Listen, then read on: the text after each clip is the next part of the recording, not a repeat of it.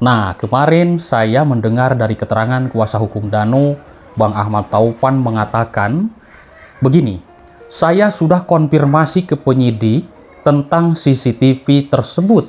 Memang CCTV itu ada, tapi sudah dihapus. Siapakah yang menghapus CCTV tersebut? Apa maksudnya? Siapa yang menyuruhnya? Apakah ada motivasi yang lain?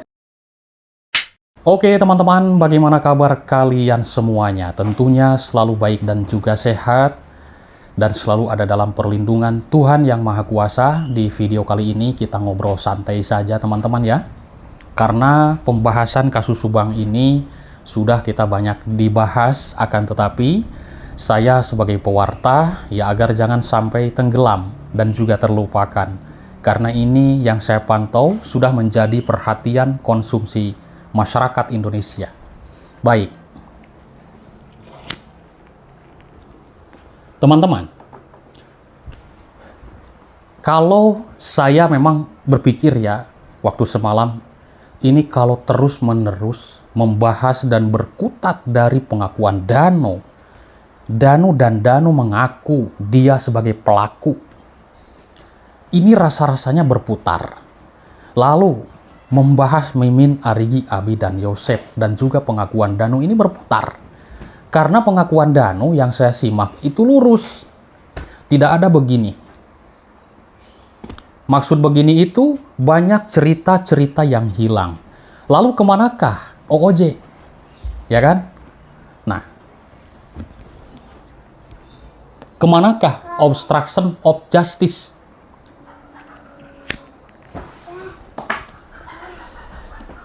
Obstruction of justice kemana?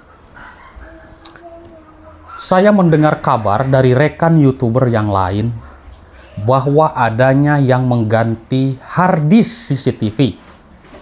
Ini kan sudah begitu sadis. Sehingga lama penyidikan dan penyelidikan dalam kasus ini. 2 tahun bayangkan. Hampir sudah putus asa, saya pun membahasnya terus terang. Karena berputar di situ-situ saja. Nah, kemarin saya mendengar dari keterangan kuasa hukum Danu, Bang Ahmad Taupan mengatakan begini, saya sudah konfirmasi ke penyidik tentang CCTV tersebut. Memang CCTV itu ada, tapi sudah dihapus. Siapakah yang menghapus CCTV tersebut? Apa maksudnya? Siapa yang menyuruhnya? Apakah ada motivasi yang lain agar benar-benar kasus ini jangan sampai terungkap? Saya mendengar ucapan dari Bang Ahmad Taupan ini menarik. Karena ada penjelasan seperti ini. Kasus Subang ini dirancang agar jangan sampai terungkap. Luar biasa. Berarti benar-benar para pelaku ini, motivasi mereka ini, ya dugaannya yang sudah dikatakan oleh Dirkrimum Polda Jabar, Kombes Pol Surawan, dan juga Kabid Humas Polda Jabar, Kombes Pol Ibrahim Tompo, sudah menjelaskan waktu press conference waktu itu mengatakan bahwa motivasinya adalah masalah uang. Ya pastilah uang teman-teman, yang namanya hidup pasti uang, ya kan? Siapa tahu Ibu Tuti ini punya uang banyak, ada yang iri, dengki, ada yang jahil juga, sirik, ya kan? Ibu Tuti kok begitu maju, punya mobil, Amel begitu maju juga, punya mobil, punya rumah, punya tanah, punya sekolah. Siapa tahu dalang ini adalah orang-orang dekat yang begitu iri dengan Ibu Tuti. Atau ada konflik yang lain. Ini hanya dugaan-dugaan. Ya pertama saya sendiri, akan tetapi saya mengambil sumber dari keterangan Kabid Humas dan juga Dirkrimum yang sudah ada di publik. Nanti teman-teman bisa simak kembali. Barangkali saya salah penyampaian, ya kita sama-sama saling koreksi. Kalau salah itu jangan dibenarkan, tapi dikoreksi. Nanti diingatkan seperti itu. Kita sama-sama. Nah teman-teman, kemana OOJ ini? Sampai sekarang tidak ada cerita obstruction of justice. Tapi ya, mungkin nanti di persidangan akan digali. Kemanakah Banpol? Siapakah yang menyuruh Banpol? Danu katanya disuruh Banpol menguras bak mandi. Itu cerita zaman dulu. Tidak ada kemarin di dalam dakwaan saya dengar. Ya kan? Nah, tidak ada. Kemanakah Banpol? Apakah ini masuk dengan OOJ?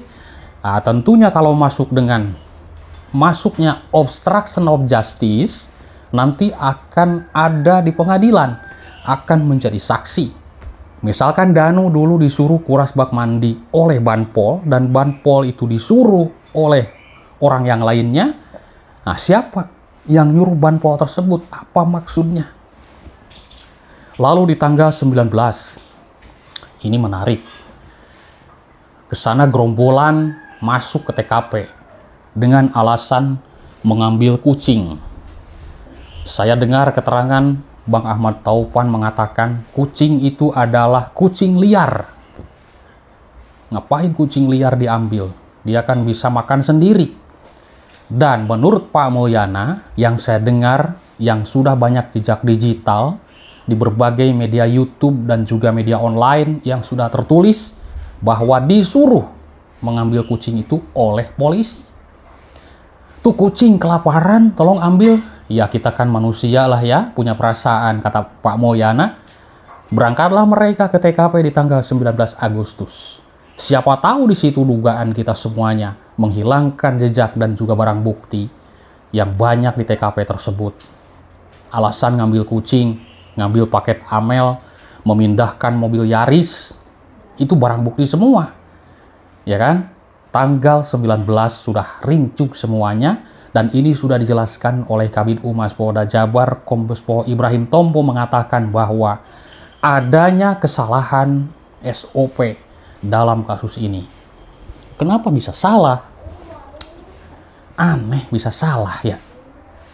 Kan mungkin sudah teratur semuanya, sudah ada aturan-aturannya kalau identifikasi bagaimana. Lah kok ini kok bisa salah SOP? Masya Allah, teman-teman, ada apa sebenarnya dengan kasus pembunuhan Ibu Tuti dan Amalia? Ya kita bukan saudara, kita bukan siapa-siapa dari Ibu Tuti dan Amalia, kan tetapi demi kemanusiaan kita mendengar cerita dari kronologis kejadian yang sudah dibacakan oleh jaksa penuntut umum. Kita merinding. Namun dengan pengakuan Danu seperti itu, ini lurus. Tidak ada berbelok-belok yang sudah dia ceritakan di masa lalu. Sudah tertulis di publik yang sudah kita dengar semuanya. Kacau benar, aduh. Kadang membahas kasus Subang inilah kok berputar ya. Saya simak ya, semuanya juga kita berkutat di sana. Analisa Danu, eksekutor tunggal. Analisa Danu lah pelakunya. Ya kan, seperti itu. Langsung banyak yang menyebutkan Danu lah pelakunya, eksekutor tunggal. Tidak mungkin juga eksekutor tunggal. Kemana obstruction of justice yang sudah dikatakan Kabid Humas dan juga Dirkrimum adanya oknum polisi yang masuk ke TKP tanpa izin, kesalahan SOP seperti itu. Kalau berkutat dari keterangan Danu, pengakuan Danu, ya Danu memang pelaku. Dia sudah mengakui sendiri. Mau dijungkir balikan pun kita bahas. Mau bahas dari ujung kepala sampai kaki, dari kanan, kiri, atas, bawah, belakang, depan, dia sudah mengakui. Kalau kita tanya Danu, kamu melakukan? Iya. Kalau sekarang pasti seperti itu. Kalau dulu ngotot sampai berantem ya. Saya kan sering ngobrol sama Danu. Pernah bertanya seperti ini di belakang layar, terlibat nggak? No. Kagak lah Bang Jack. Gua kagak tahu apa-apa. Lalu siapa kira-kira menurut Danu, atau Danu curiga ke siapa?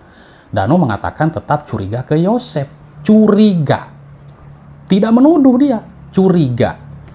Padahal sebelum-sebelumnya, waktu BAP di Polres Subang, Danu sudah mengatakan siapa pelakunya? Yosep pelakunya. Namun dikabarkan tidak ditandatangani.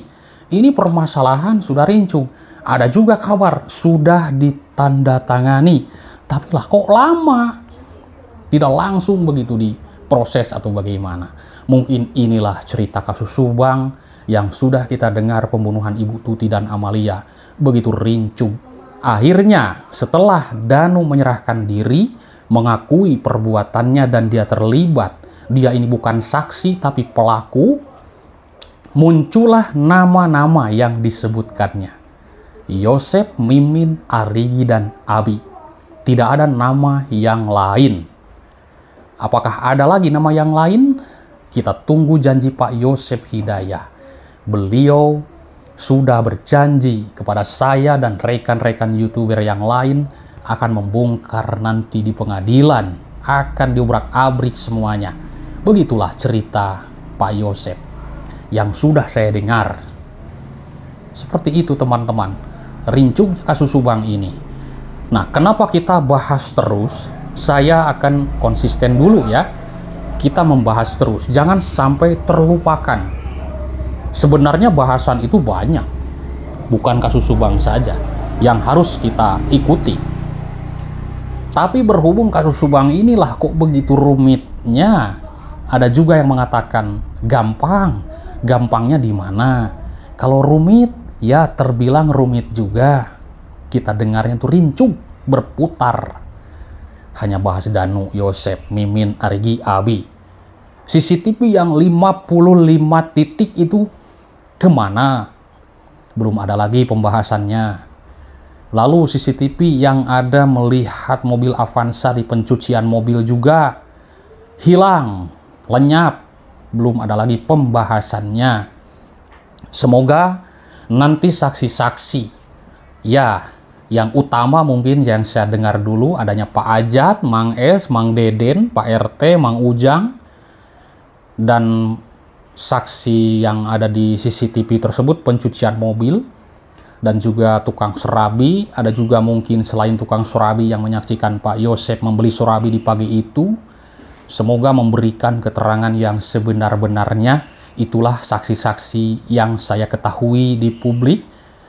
Kan saksi ini ratusan di dalam kasus Subang ini yang tidak di-up ke publik, ya kan?